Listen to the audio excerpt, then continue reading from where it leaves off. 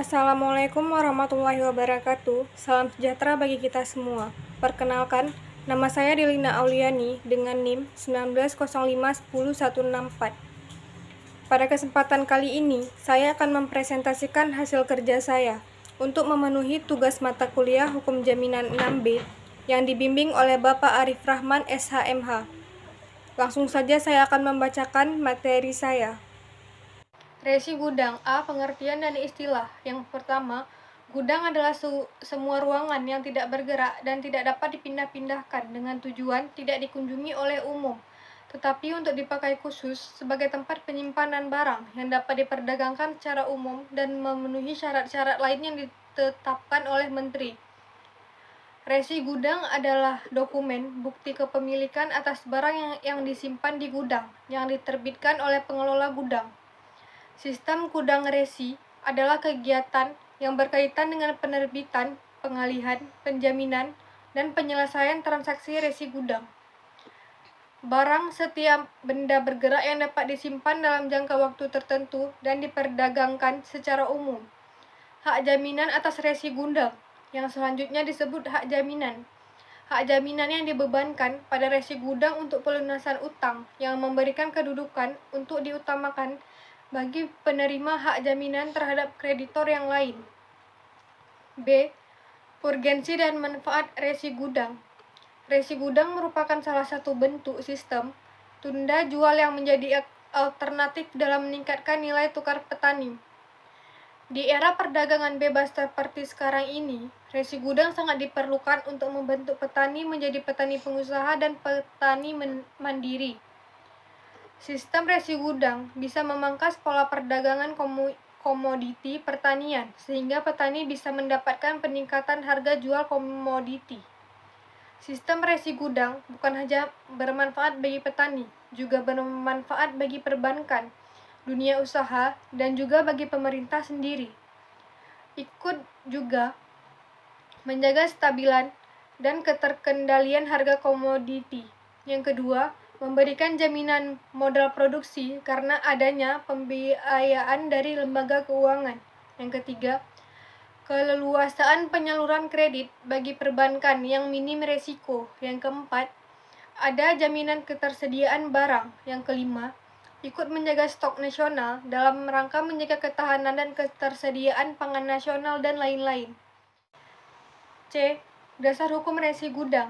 Yang pertama, Undang-Undang Nomor 9 Tahun 2006 tentang Resi Gudang. Yang kedua, Undang-Undang Nomor 9 Tahun 2011 tentang perubahan Undang-Undang Nomor 9 Tahun 2006 tentang Resi Gudang. Yang ketiga, Peraturan Pemerintah Nomor 36 Tahun 2007 tentang pelaksanaan Undang-Undang Nomor 9 Tahun 2006. Yang keempat, Permendak Nomor 26/Dak/Per/6/2007. Selanjutnya, Permendak Nomor 37/Dak/Per/11/2011. Selanjutnya, PBI Nomor 9/6/PBI/2007 tentang perubahan kedua atas PBI Nomor 7/2/PBI/2005 tentang penilaian kualitas aktiva bank umum. D. Syarat dan prosedur penjaminan resi gudang. Benda bergerak minimal memenuhi 3 syarat. Yang pertama, memiliki daya simpan paling sedikit 3 bulan. Yang kedua, memenuhi syarat standar mutu. Dan yang ketiga, jumlah minimum barang yang disimpan.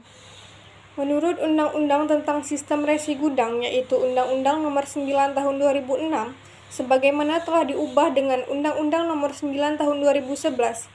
Pengertian dari resi gudang adalah dokumen bukti kepemilikan atas barang bergerak dan dapat diperdagangkan seperti gabah, beras, gambir, teh, kopra, jagung, kopi, kakao, lada, karet, rumput laut, rotan, garam, dan timah yang disimpan di dalam gudang.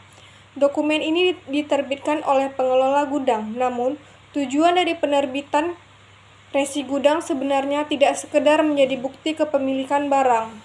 Resi gudang menjadi penting diatur karena ia merupakan salah satu instrumen keuangan dan pembiayaan. Dilihat dari subjek-subjek yang terlibat di dalam transaksi awal resi gudang ini, Setidaknya ada dua pihak pertama, yaitu yang pertama, pemilik barang.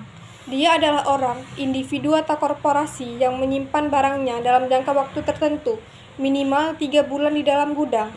Dia juga adalah orang yang pertama kali akan menjadi pemegang dokumen yang disebut resi gudang. Yang kedua, pengelola gudang, yaitu individu atau korporasi. Tentu tidak semua orang yang memiliki gudang dapat begitu saja menerbitkan resi gudang yang layak digunakan sebagai instrumen keuangan pembiayaan. Resi gudang dapat dialihkan dijadikan jaminan utang dan dapat digunakan sebagai dokumen penyerahan barang sebagai alas hak atau dokumen of title. Maka, resi gudang dapat dijadikan sebagai jaminan utang sepenuhnya tanpa perlu dipersyaratkan adanya jaminan lain. Ketentuan ini yang diharapkan akan sangat membantu petani serta kelompok tani maupun usaha kecil dan menengah yang selama ini mengalami kesulitan dalam mendapatkan akses kredit. Karena umumnya mereka tidak memiliki aset tetap untuk dijadikan sebagai agunan. Skema penjaminan ini merupakan suatu terobosan baru yang melengkapi hukum penjaminan yang berlaku di Indonesia seperti gadai, hipotek maupun tanah dan jaminan fidusia. Dalam sistem resi gudang, yang menjadi objek jaminan adalah resi gudang, yang mewakili barang bergerak yang disimpan di gudang, sehingga penguasaan barang berada di pengelola gudang, guna menampung kebutuhan penjamin atas barang yang dikuasai pihak ketiga. Guna menampung kebutuhan penjamin atas barang yang dikuasai pihak ketiga, maka dibentuk skema penjaminan baru, yang disebut hak jaminan atas resi gudang. Sistem penjaminan seperti itu diharapkan dapat memberikan kemudahan bagi petani atau kelompok tani serta usaha kecil dan menengah untuk memperoleh akses kepada kredit pembiayaan.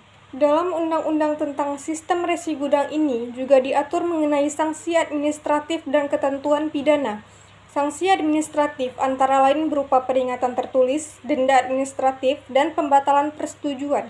Sedangkan dalam ketentuan pidana, diatur bahwa pelanggaran pidana penjara dan pidana denda.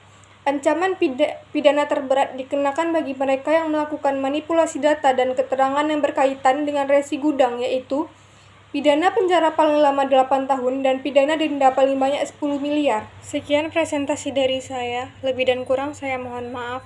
Wassalamualaikum warahmatullahi wabarakatuh.